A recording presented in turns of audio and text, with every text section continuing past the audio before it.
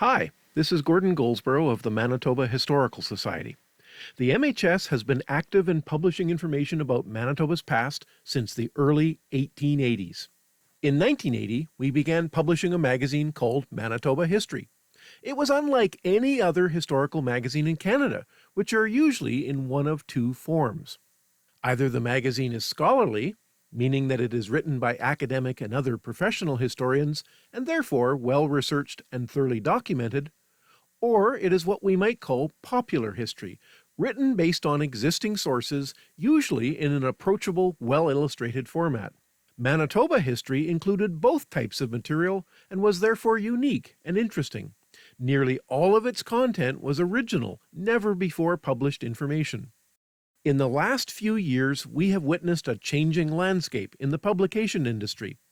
Just as newspapers are closing all over Canada, magazines are disappearing or reinventing themselves in a wholly digital form.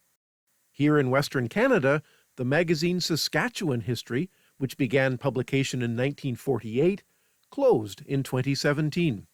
We at the MHS saw this as an opportunity to extend a hand of friendship to the people in Saskatchewan by broadening the geographic mandate of Manitoba history.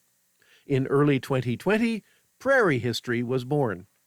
Like its predecessor, the new Prairie History magazine contains both scholarly and popular history, and we welcome contributions from all across the West, Alberta, Saskatchewan, and Manitoba, as well as the American borderlands. We have developed an excellent editorial team with associate editors in each province and in North Dakota, along with an associate editor responsible for broadening our coverage of Indigenous history. We are striving to make Prairie History the best historical magazine in Canada, and the first issue, launched in March 2020, is an excellent first step toward that goal. This week, we are launching the summer 2020 issue of Prairie History, 89 full-color pages packed with interesting and important stories about the history of the West. To give everyone a sense of what they will find in Prairie History, Chief Editor Robert Coots spoke with a few of the authors featured in this new issue. Welcome to our launch of the second issue of Prairie History. Prairie History was founded or the first issue was published in early March of 2020. It succeeds the long-running journal Manitoba History, and as the name suggests, we now cover the history of the Prairie West. And our current issue contains quite a number of articles. Two of our feature articles are on the history of the Hudson's Bay Company, and that's related to the 350th anniversary of the company this year, 2020. A secondary theme in the issue is theme of contagion, which is apropos for the times we live in. We have an article on the polio epidemic in Manitoba in the early 50s, and we have an article on the impact of the Spanish flu in rural communities in the West. We also have our Gazette section and book reviews and other articles. Now, one of the kind of key articles in this issue is by our guest here, John Burchill. John has written an article called Louis Fras de Plainval, Manitoba's Dramatic Police Chief. And when you read the article, you will see why he used the subtitle Manitoba's Dramatic Police Chief. John is the Vice President, if I get this right, Vice President of the Winnipeg Police Museum and Historical Society, and is also Chief of Staff for the Winnipeg Police Service. John has a law degree from the University of Manitoba and a master's in law degree from York University. So, John, welcome, and if you want to say a few words about the article, that would be great. Well, thanks for having me, Bob. I appreciate the opportunity to appear virtually for the launch of the second edition of Prairie History. And it coincides with the 150th anniversary of the province of Manitoba, which was just this past week on July 15th. Right. And so this is an article with my police background on the second chief of police for the province of Manitoba. And he was the first deputy chief of the province of Manitoba, Louis de Plainval. As part of the 150th anniversary of the province, it's also the 150th anniversary of the provincial police in Manitoba, which has existed from 1870 to 1932, at which time they were absorbed into the RCMP. So a lot of your readers may not know that. So this is an attempt to capture that history, and it coincides with a larger project that I've been working on for the 150th anniversary of the provincial police, to try and record and capture all of the members that were part of that department from 1870 to 1932. And I've come across a lot of fascinating and fantastic individuals, their contributions to the province, and Louis de Plainval was one of them. And I chose to parse him out for the Prairie History Journal just because I found him such a fascinating and interesting character, both individually and about what he brought to the province of Manitoba. So for the readers of Prairie History, when you look at the journal, you'll see that Louis de Plainval came to Canada, came to Montreal from France, where he had been a soldier for Napoleon III. He had been a soldier for a number of years for Napoleon, and he was arrested for killing a man in a duel, allegedly killing a man in a duel, and detained in a Lille prison in France. And what I had done is I had reached out to the family of Louis de Plainval. It took a while to find them, but I found his great-grandson, William Vale, in California. And while his great-grandfather had been dead for quite a while before he was born, he captured what the family lore was about the duel. And this didn't make the cut for the article, so I just thought I would read what William Vale had sent to me about what he had heard about his great-grandfather. He was a dashing creature in his youth, accomplished in all the necessary and military skills required to find notice among those responsible for selecting members of the king's bodyguard. He was an athlete, particularly a horseman of rare grace, and a wizard with the sword. With those attributes, he became one of the 100 men of France, the vaunted military bodyguard of Louis Napoleon, the Emperor of France. And he was one of the Emperor's favorites. So much so that when one of the young guardsman's duties was to accompany Princess Eugenie on her morning rides, they probably looked pretty good together. So the tongues must have been wagging beforehand, but fate took a sharp and jagged turn for the young soldier as he and his charge trotted spiritedly through the forests during a luscious spring morning. Horses, being an unknowable creature, stung by a bee, threw his mount, Princess Eugenie, into a fountain. It is, and then he goes on a little bit, and then he says, one way or another, Louis was out of his saddle in a flash, on his feet, and into the water. His duty of chivalry and decency demanded it. For all of the most honorable reasons, hurt or stunned or ashamed, the princess lay quite limp in the arms of her servant as he carried her out of the water. The greatest misfortune lay in the fact that the scene did not escape notice. Back at the barracks, a monumental misjudgment occurred when a fellow bodyguard remarked on Louis's adventures in the fountain, but did not have the good sense to omit innuendo of dishonorable supposition. As a result, this ended in a duel with Louis killing the other bodyguard. So Louis, he gets locked up in Lille prison, from which he escapes through Belgium to the United States and eventually into Montreal, where he took up writing musical plays, poetry, and he certainly had quite the attention about his writing skills and his theatrical skills.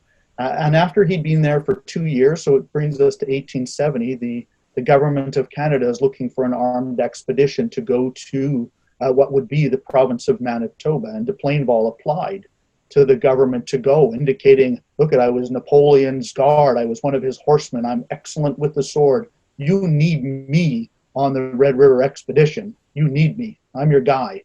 And eventually he gets selected, and he's a captain in the Quebec Rifles.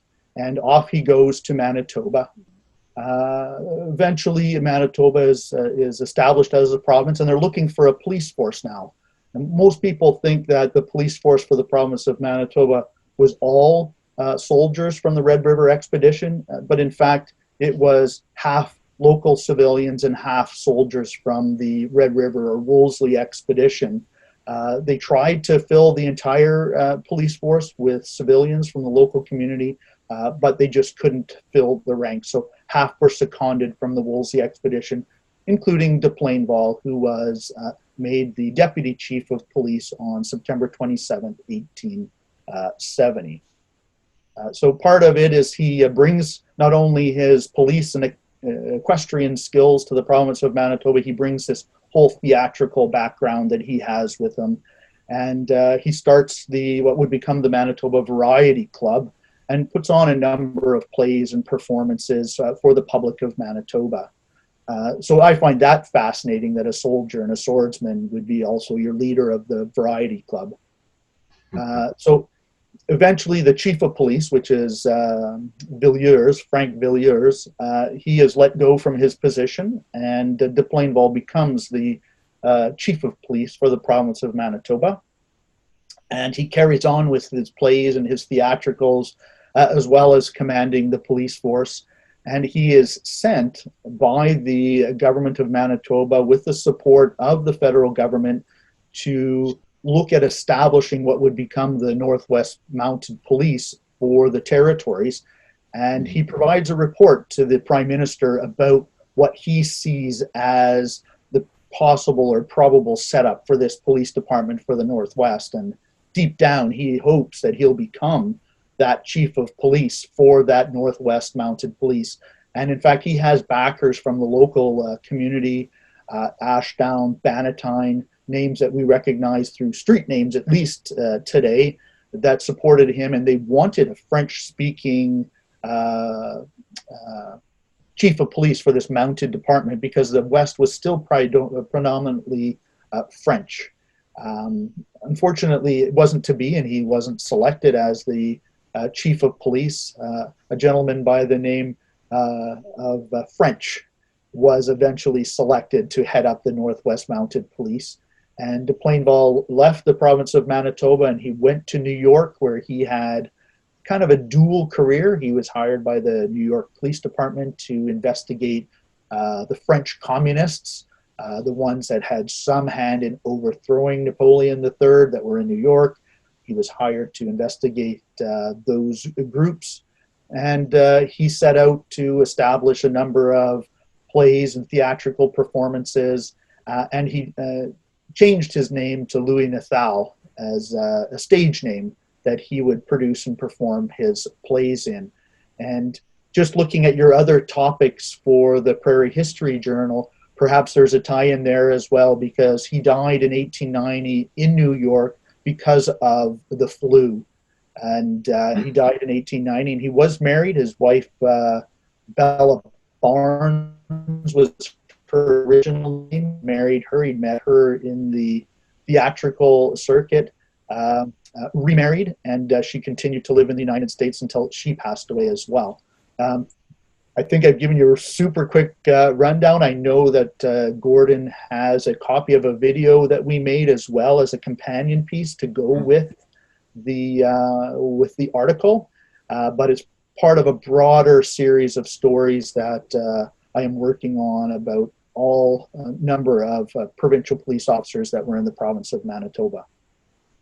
Well, thank you, John. I found it a fascinating article, and your synopsis of it is terrific. Certainly, I had never heard. I have to admit, I had never heard of de Plainval before this, or his role. The other thing that was new to me, especially, or many things were new to me in your article, but one of them was I knew there was the creation of a provincial police force, but I didn't realize that it lasted until 1932. I thought it only lasted about 15 years or so, but obviously longer than that. That's very interesting that Well, it that long. the budget of the provincial government dictated the size of the police department. So it Yeah. actually was very cyclic. It went from pretty much 21 members when it was first set up in 1870, dropped down to just the chief in 1874, and then Mm. gradually climbed back up again. And I think at the end in 1932, there was 84 members of the Manitoba Provincial Police, 74 of which transferred their service over to the RCMP when they took on provincial policing. Now, that's not to say that the RCMP weren't in the province of Manitoba. They did federal policing duties. Certainly, you saw them around the wartime. They looked after enemy aliens that might have come into the province, excise, immigration. But provincial policing was the province of Manitoba's responsibility till 1932. And Mm. most of the provinces had their own provincial police department. Alberta had one until 1932 as well. Saskatchewan had one till 1928. The Maritimes till 1932 as well. BC 1950. And then gradually they were taken over by the RCMP for most of the provinces except Quebec, Ontario, and a little bit of Newfoundland. Good. Well, I know that Winnipeg has had some very interesting police chiefs over the years, especially in the early years. But I would have to say the little bit that I know that the Plainval was perhaps one of the most interesting, just in terms of the scope of his abilities as a singer, an actor, a playwright, and a soldier, and then chief of police. I think that's just terrific. He's really quite a unique character in Manitoba's history, I think. Yeah, and that's why I thought he would make an interesting piece for the Prairie History at the Yes. time of our anniversary as a province and of that police department, because he was here right in 1870, 150 years ago. Yeah, and so many events were occurring in that brief time between 1870 and 1872, with the Wolseley expedition, with the reign of terror that occurred after that. And it's such a really interesting time in Manitoba history. And it's great that you brought that out in more detail, because I don't think too many people know about, they know about the Wolseley expedition arriving, but they don't really know too much of what happened immediately after that. And I thought your article really brought that out quite well. Well, thanks, Bob. And there's all sorts of things you admit as well. I think we talk a little bit in the article about the attempted Fenian raid against the province of Manitoba, where the Fenians were an Irish group that were hoping to put pressure on the British government to have them release their hold on Ireland if they could perhaps invade Canada and stake a claim, whether that's Ontario or the province of Manitoba, to force the hand of the British government. So the Plainval led one of the battalions when word was coming that the Fenians were going to invade the province of Manitoba. However, the American army intervened and prevented that from happening. Could you answer one question I had, and this shows perhaps my ignorance of that time period. So O'Donoghue is allied with Riel early on, but then he gets involved with the Fenians, right? So and Riel makes an agreement with Archibald, is that correct? That's To defend against the Fenians. But O'Donoghue is now with the Fenians. Is that right? That's the way it went?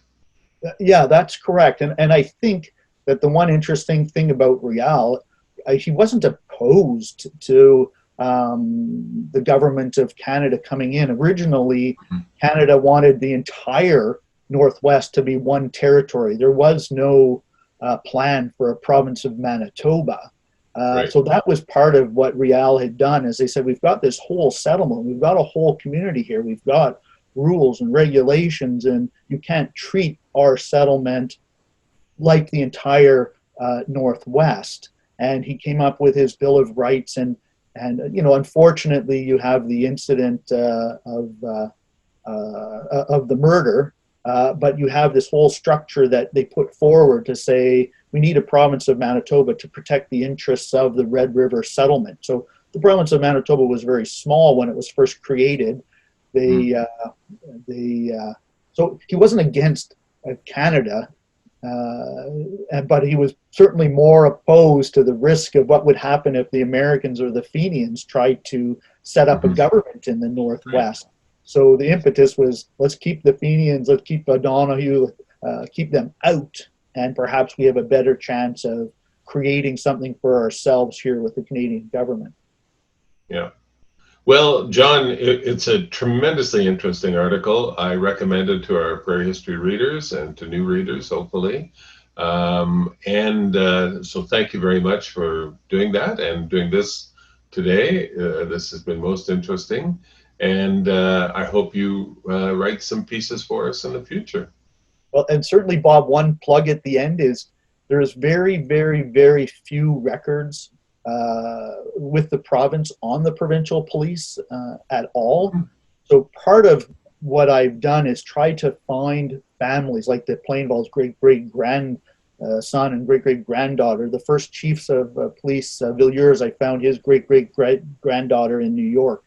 But hopefully people out there will see this and go, I have some information. I would like to help John with his larger project, and would reach me at the Winnipeg Police Museum with that information. Yeah, well, that would be terrific. I'd love to see that. Well, thank you very much, John. We appreciate it. Thanks for your time today. It's great. Thank you, Bob. Today we're joined by Dr. Tolly Bradford, who teaches history at Concordia University in Edmonton. Tolly is also an editor with Prairie History and has contributed a really interesting article to this new issue related to the 350th anniversary of the Hudson's Bay Company. The article is entitled Jamaica, the Atlantic World, and the New System of the Hudson's Bay Company. Welcome, Tolly.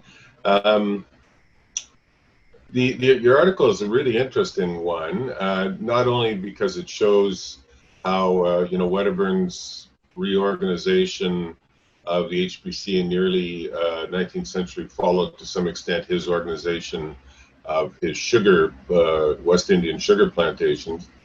But what I was particularly intrigued with was your portrayal of the HBC not just as a part of Britain's Atlantic world, but as a synthesis of the Atlantic and Indian Ocean world strategies. And I thought that was really kind of an interesting take on HBC history, because you don't see that very often. So did you want to say a little bit more about that? Sure. So I'll answer that question by maybe putting the article in the context of my broader research, which came about because I was trained partly as an historian of Imperial Britain and partly as a historian of Western Canada. And when I came to the Western Canadian material, particularly about the fur trade, I was always struck by how the HBC was in some degrees rarely framed within the context of the wider sweep of the British imperial history. So generally since the 1970s or so, Canadian historians have really written about the HBC as a discrete Western Canadian enterprise and experience. Rarely, and there's some exceptions to this which we can talk about, but rarely have historians tried to connect the HBC to the, as you say, the Indian Ocean world or the Atlantic Ocean world or the First or Second Empire, sort of the broad patterns of imperialism. So this article is part of a broader project that I'm involved in to try to really reconnect the company to the British Empire. And so in doing that, this particular article really looks at that Atlantic world context of the HBC through the lens of Andrew Wedderburn and some of the possible connections between his Jamaican enterprise and what he's involved in with the HBC. But this larger project is really trying to situate the HBC in this broader context. And that idea of the HBC as in part a product of the Atlantic world, but also acting very much like the East India Company in the Indian Ocean world is, I think, an interesting way to think about the HBC in a kind of a different way that I don't think has been thought of before. And I think it will help historians of the British Empire better understand Western Canada. And I think it might also help historians of Western Canada better appreciate the imperial context of the HBC, but also the unique nature of the HBC. That is, yes, it was part of the Atlantic world, but clearly it's also very much like the East India Company in some of its other ways. So in some ways, that's where my argument about it being a synthesis of these two Atlantic world systems or two ocean systems comes from. It's sort of that sort of an attempt to place it in the empire, and that's sort of my tentative hypothesis about how it fits into the empire in a broader context. I think your article is particularly relevant. We paired it up with Gerhard Enz's piece on E.E. Rich, and E.E. Rich as an imperial historian. Would you say that Rich and his perspective represents more of the sort of just the Atlantic world view of the HBC, as opposed to what you're saying? Is there a difference there? That's a good question. I hadn't thought of it in terms of Rich, but I think Rich was really writing from a perspective of metropolitan economic imperial history when he was writing. And so he was somewhat mindful of the Atlantic world, but I think he was mostly asking how do the broader economics of metropolitan Britain influence this thing called the Hudson's Bay Company. And I would say he was talking more about a transatlantic context of the HBC between London and Rupert's Land, not even looking at Jamaica, for example. So he was looking at a transatlantic context. So I think, I don't think he was, I think he maybe mentions the East India Company once or twice in his massive 2-volume history. So he was obviously aware of the East India Company as a historian, as an economic historian, but for whatever reason, he doesn't seem to see it to be worthwhile to draw connections between the two organizations.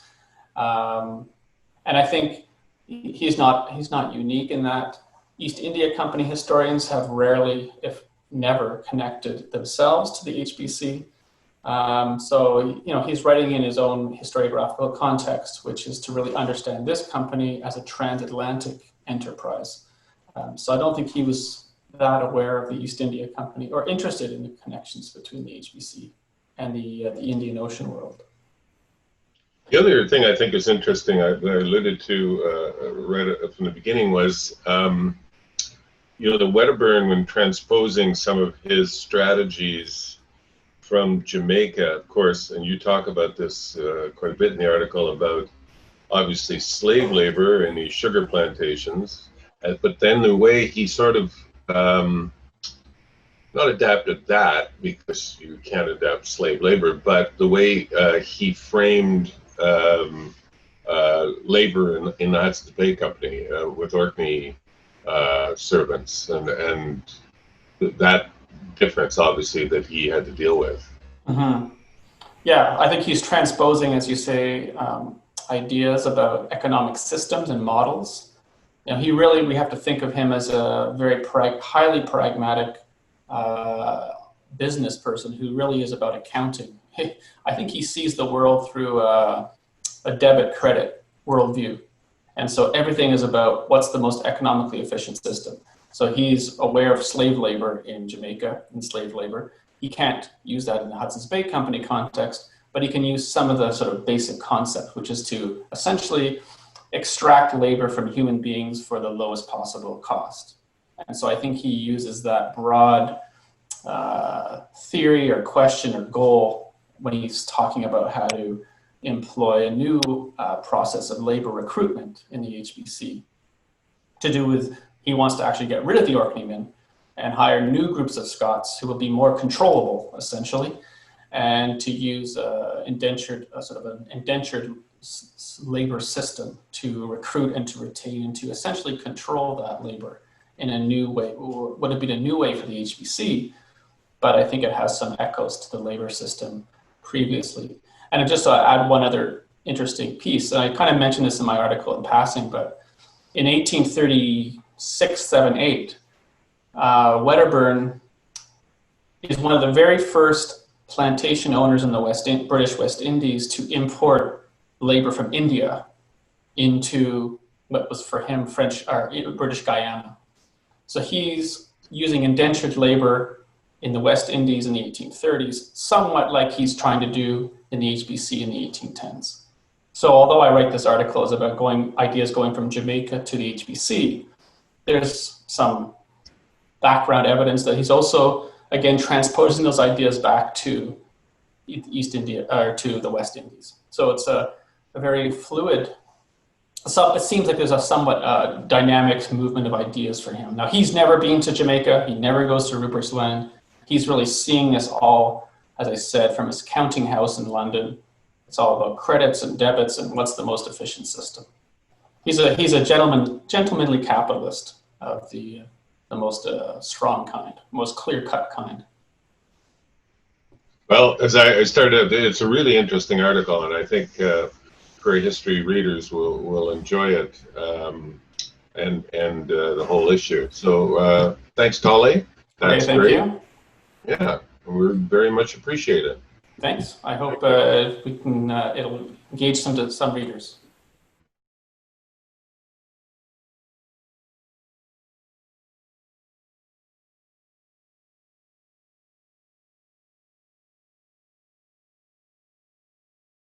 As we battle COVID-19, we remember that over 100 years ago, the world faced the last major pandemic, the 1918-1919 flu pandemic, popularly known as the Spanish flu.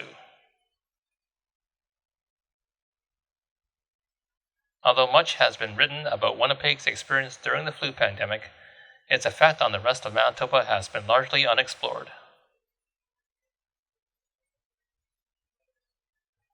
Stories from survivors of the 1918 pandemic live on in local history books and other accounts from communities around the province.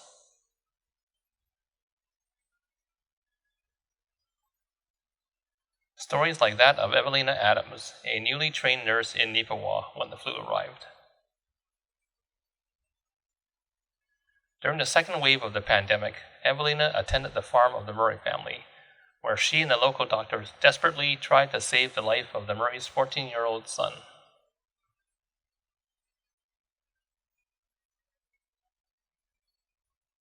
Another story is that of Stonewall native Alan MacLeod, who became an aviator in World War I.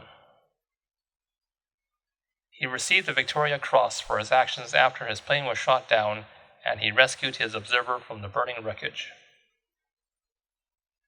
He returned home a hero. But he faced one last battle against a foe he could not defeat. To read the whole story, check out the latest issue of Prairie History. We're continuing our online launch of this second issue of the journal.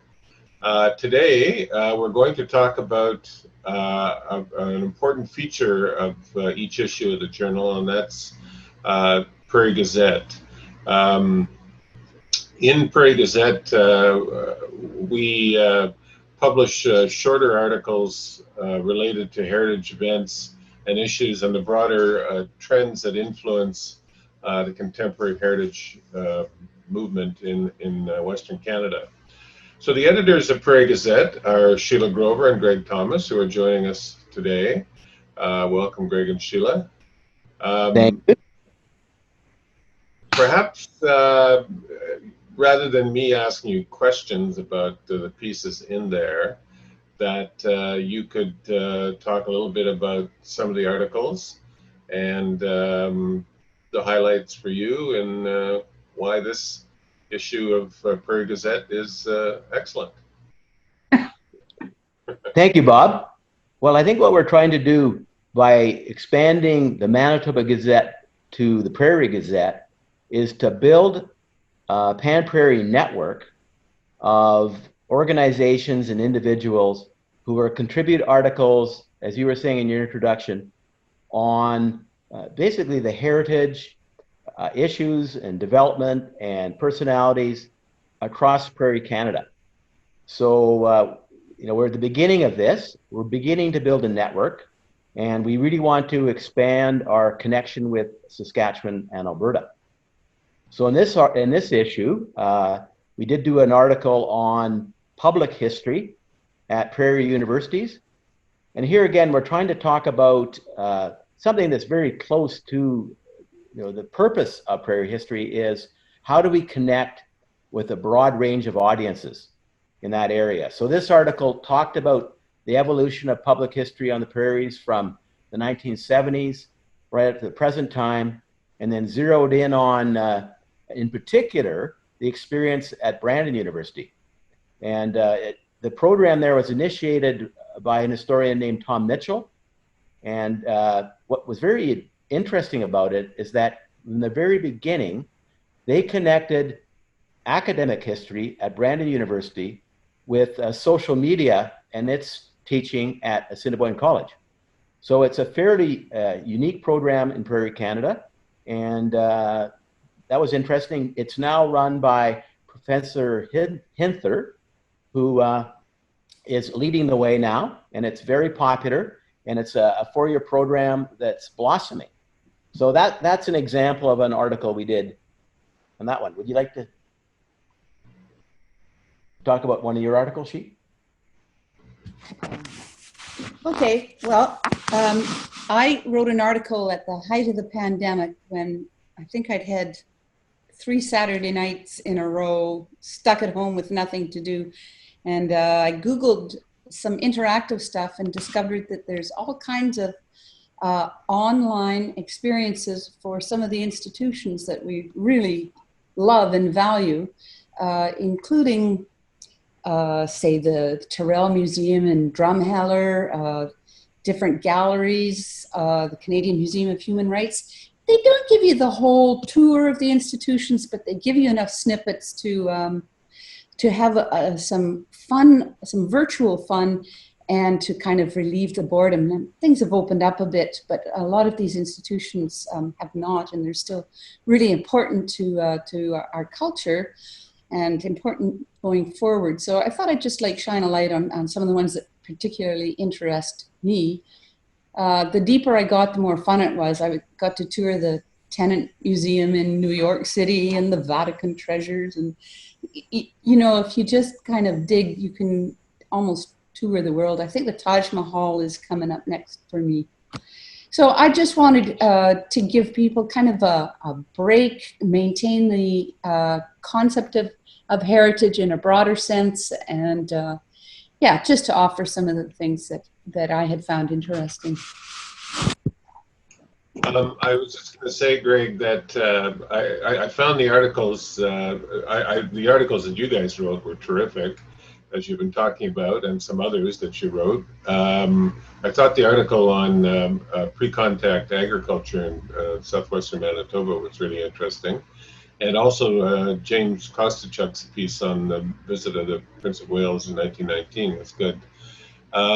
What I liked about this issue too was we did get some Saskatchewan pieces in there. Did you want to say a few words about that, Heritage Saskatchewan and with the Saskatchewan History and Folklore Society?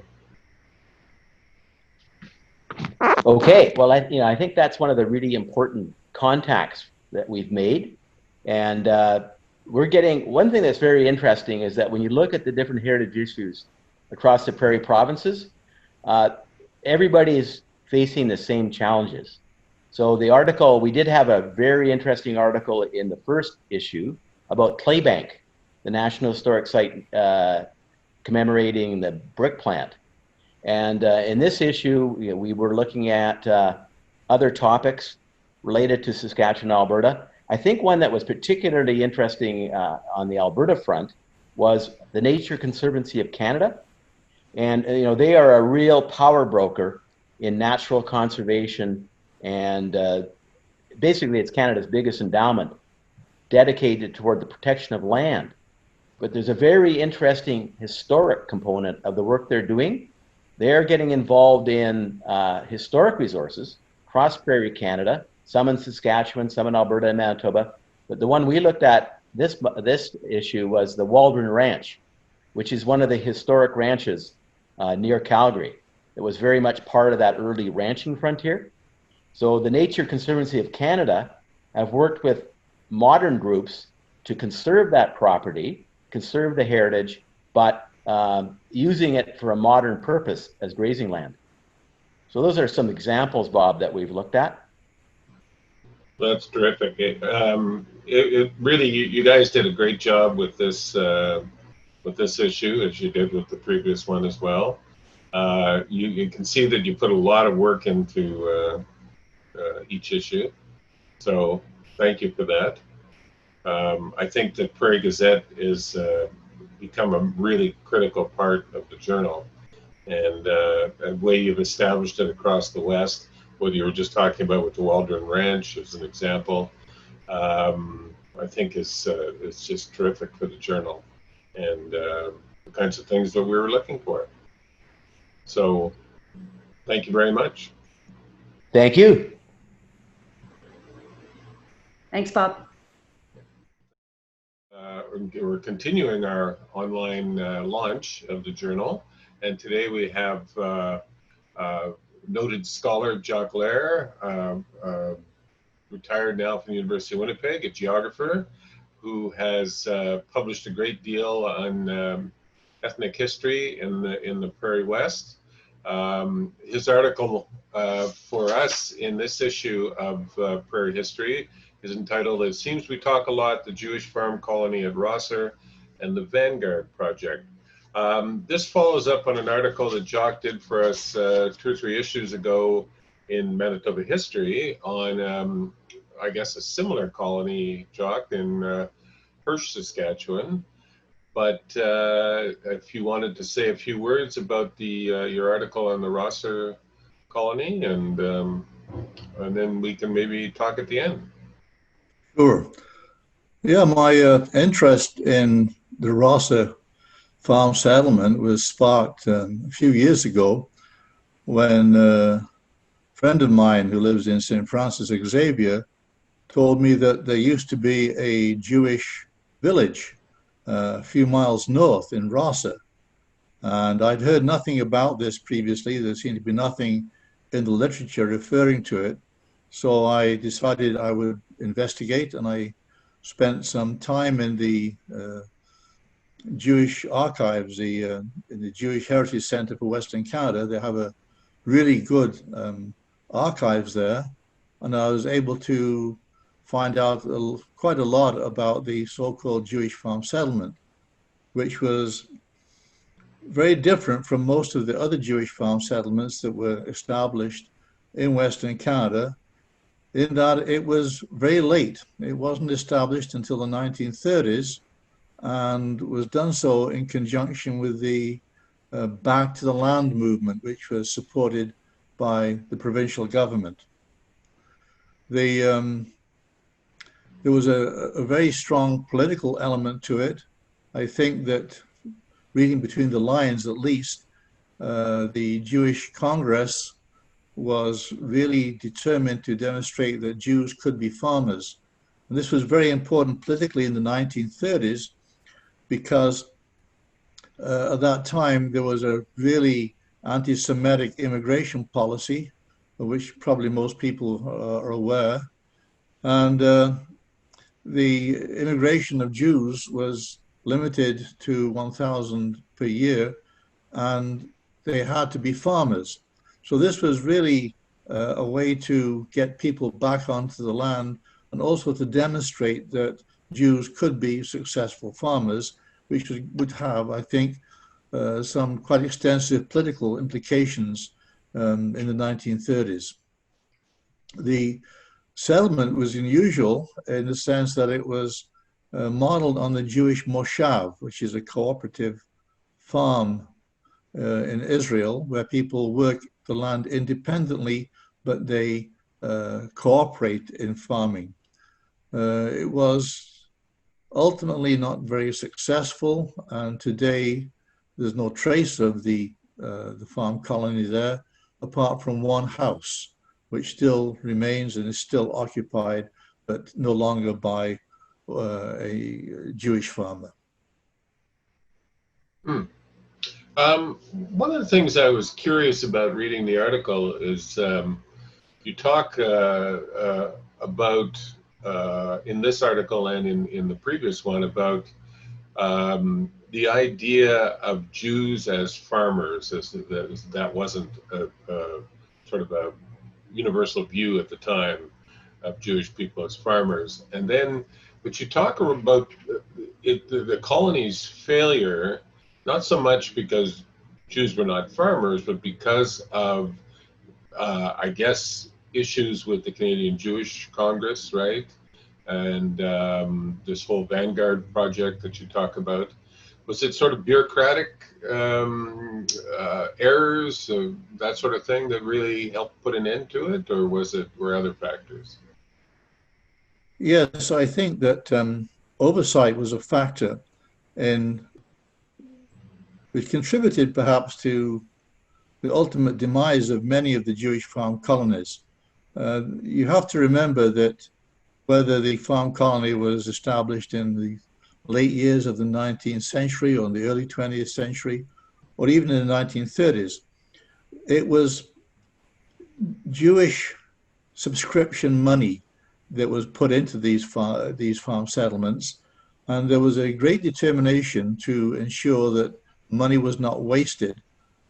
Unfortunately, really detailed oversight hampered the distribution of funds in a timely manner. And I think also it made for a very parsimonious approach to giving aid to Jewish settlers. So the result of this very often was that when money was given, it wasn't given in sufficient amounts to make a significant difference. And so that the Jewish farmer was always on the brink, of not bankruptcy exactly, but of hardship.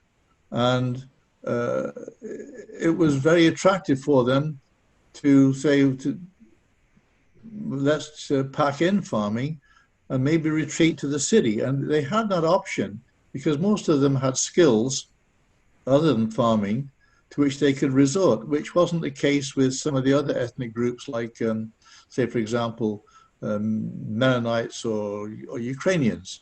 But the Jewish farmer could retreat to the polyglot North End, and many of them had experience as small traders or artisans, and they could more easily abandon the land than their Gentile counterparts.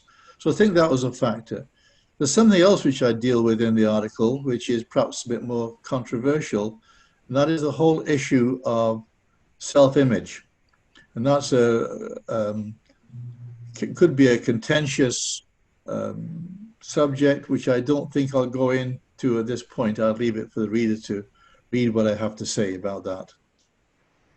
Great. Well, it's a terrific article. Really enjoyed it, and thank you very much for contributing to this issue. I think it's helped make this issue, I think, a very, very good one, and should be out very shortly. So thank you. Thank you, Doc. I appreciate it. There's one thing I'd like to mention, Bob, further, if I may. Sure. And that is, I really owe a great debt to the people who staff the archives of in the Radio Center. Stan Carboni was really very helpful to me in pursuing this research, and I greatly appreciate that. Yes, I know Stan fairly well. He is a terrific help. Anyway, thank you, Jock. We very much appreciate it. You're welcome, Bob. Now that you've heard a little about the contents of Prairie History 2, we hope you are wondering where you can pick up a copy. Single issues can be purchased at the McNally Robinson bookstores in Winnipeg and Saskatoon. We're presently negotiating arrangements for stores in other Western Canadian cities. You can subscribe and receive 3 issues a year by visiting the online store of the Manitoba Historical Society at mhs.ca. We're also keen to hear from authors who may wish to publish articles in Prairie History. Depending on the nature of the article, whether scholarly or popular, or a heritage news item for Prairie Gazette, submissions should be sent by email to the editor of the pertinent section. Email addresses for the various editors and guidelines for style and formatting are available online at the website prairiehistory.net. Finally, we hope you'll look forward to the next issue of Prairie History due in fall 2020. We're already hard at work on lots of great content for the issue. Topics to be featured include a canoe trip to northern Saskatchewan made by novelist Sinclair Lewis that was the basis for his 1926 novel Man Trap.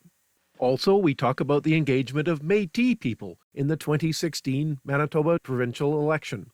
There's a story about memories of an old-fashioned general store at Benito, the survival story of the oldest operating steam locomotive in North America, reviews of important new books on prairie history, heritage news, and much, much more.